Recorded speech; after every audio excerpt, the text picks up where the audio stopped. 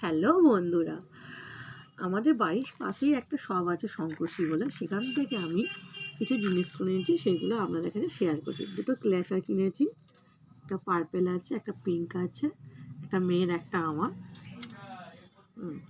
এটা Lakme ultimate glam compact, খুলে দেখাচ্ছি। দেখো, বলছে এইটাই ভালো নেওয়ার জন্য বললো। প্যাকেজিংটা ভালো, খুব সুন্দর। আচ্ছা, খুব ভালো। এইটা এর শেড নাম্বার আমি জানি না। হ্যাঁ, শেড নাম্বার হচ্ছে 03 গোল্ডেন মিডিয়াম। এটা কিনেছি।